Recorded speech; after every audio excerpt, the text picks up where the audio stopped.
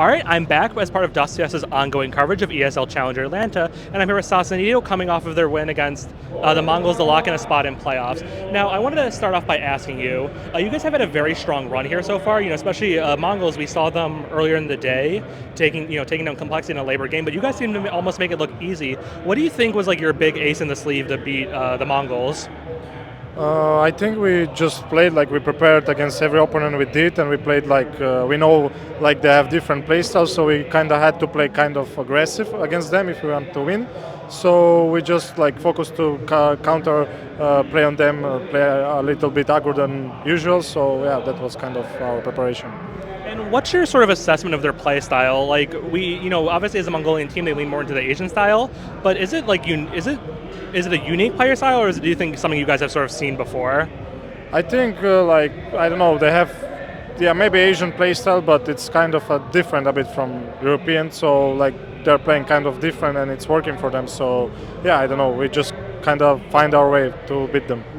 Speaking of finding your way, you guys have made a lot of progress in the past couple of months. With your finals appearance at Eliza Esports Espoo, and now making playoffs at Atlanta. How do you assess your team's progress? Like, do you guys think you're trending up towards tier 1, or do you have more work to do to get towards that goal?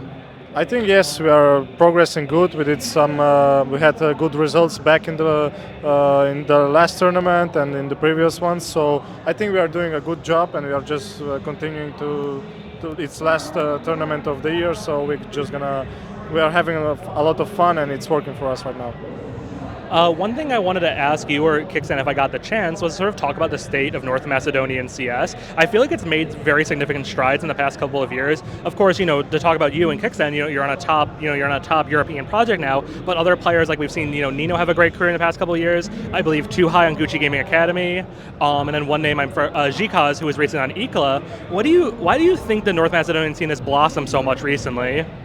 I think, we are a small scene, and we have a couple of players that are making. We have played a lot of with all of them in the past. Like we are like small scene, and we are like keeping to each other and talking to each other when we need. So yeah, I think we are doing good, and it's the Macedonian scene is growing up, and I'm proud of it. Do you think there's like an X factor though? Because for a long time, I don't think there was really like Nino was sort of the original North Macedonian player, but what happened in the scene that made you guys all, because you went from having 0 players in the top to having so many players in the top 50 in the world? I think that we find out each other and face it, and there are players coming up, and we just stick to each other for a long time. Like even Blue Jays, we were playing like for 2-3 years, and we're kind of growing up with each other, and we learned the game, and we were like together, and we were just going up and up.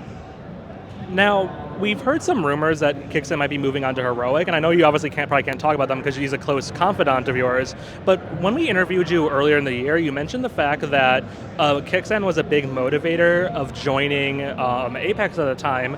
If he were to leave in the future, would you still feel confident with staying with this project?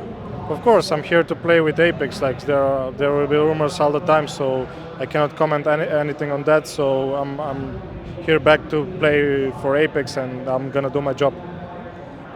Speaking of sort of other changes recently in Apeks, we saw Sense come in and replace Stiko.